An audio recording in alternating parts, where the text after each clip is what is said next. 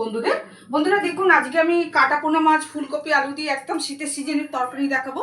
এখানে আছে একটা ফুলকপি ঠিক এই বড় করে কাটা আছে, আলুটা বয়েল করে নিয়েছি, নুন দিয়ে একটু বয়েল করেছি একটা স্টিম দিয়ে। এখানে মাছে নুন হলুদ মাখানো আছে। এখানে আমার 700 কাটা পোনা মাছ আছে।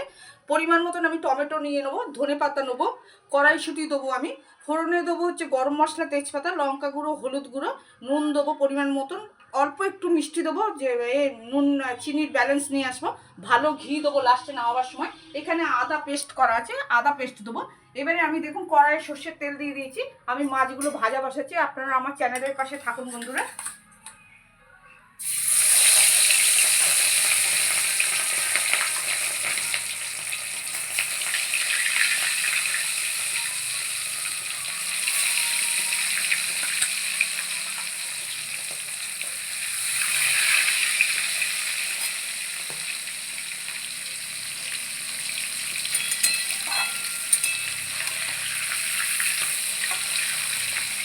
রান্নাঘর থেকে স্বাগত বন্ধুদের।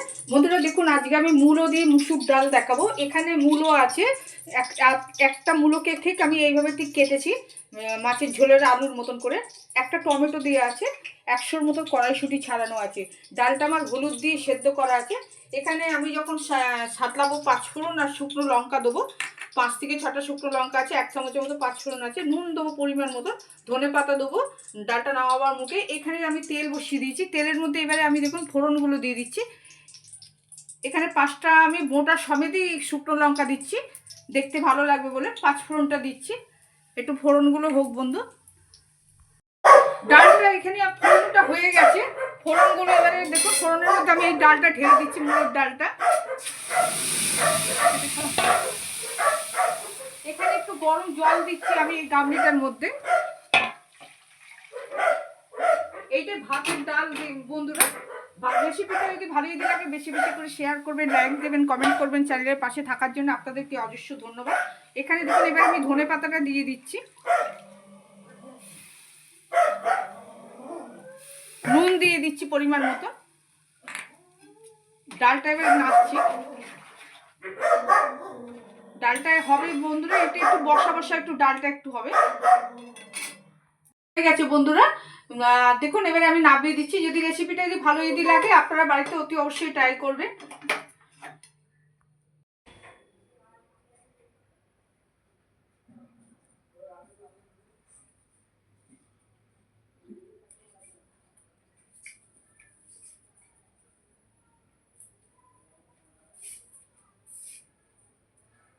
এগুলো হয়ে গেছে বন্ধুরা, আমি তুলে নিচ্ছি।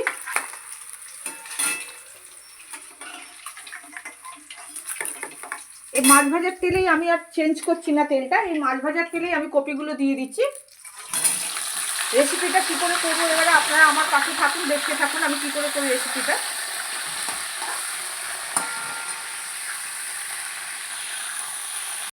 আমি কপি ভাজাগুলো দেখুন আলু সেদ্ধর যে জলটা যে আছে সেই জলের মধ্যে আমি দিয়ে দিচ্ছি, গরম জলের মধ্যে।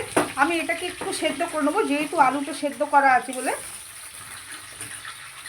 যে তেলটা আছে আমি তেল কখনোই চেঞ্জ করিনি, মাছ ভাজার তেলে কপি ভেজেছি, কপি ভাজার তেলেই আমি আবার ফোড়নটা দিয়ে দিচ্ছি। এখানে আছে 3টে তেজপাতা আছে, এখানে লবঙ্গ, দারচিনি আর ছোটো এলাচ আছে ফোড়নের জন্যে। একটু ফোড়নটা হোক বন্ধুরা, তারপরে আমি আলু সেদ্ধটা দেবো এর মধ্যে। আচ্ছা আমি আদাটা দিয়ে দিচ্ছি, যেহেতু আলুটা সেদ্ধ আছে বলে এটা কষার বেশিক্ষণ সময় লাগবে না বলে একটুখানি আদাটা আললি দিল। আচ্ছা এখানে আলু সেদ্ধগুলো দিয়ে দিচ্ছি আমি, একটু আলুগুলো ভাজা হবে।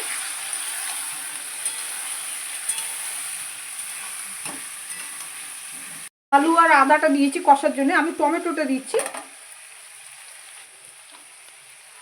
টমেটোটা দিয়েছি, কড়াইশুঁটিগুলো দিয়ে দিচ্ছি,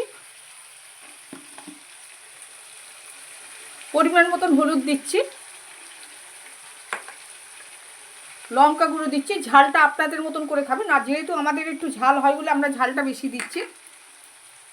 নুন দিচ্ছি পরিমাণ মতন, নুন চিনির ব্যালেন্স নিয়ে আসার জন্য আমি চিনি দিয়ে দিচ্ছি অল্প করে।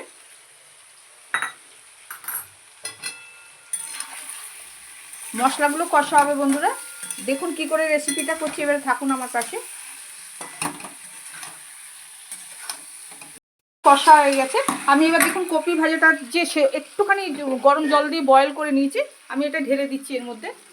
রেসিপিটা যদি ভালো যদি লাগে বন্ধুরা বেশি বেশি করে শেয়ার করবেন, লাইক দেবেন, চ্যানেলের পাশে থাকার জন্য আপনাদেরকে অজস্র ধন্যবাদ।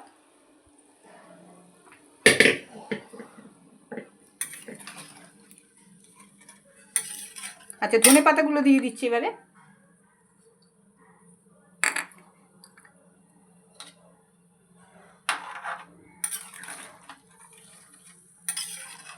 কষা হয়ে গেছে, হয়ে গিয়ে সেদ্ধ হয়ে এসছে। আমি মাছ ভাজাগুলো সব দিয়ে দিচ্ছি। এখানে আর 7 পিস মাছ আছে।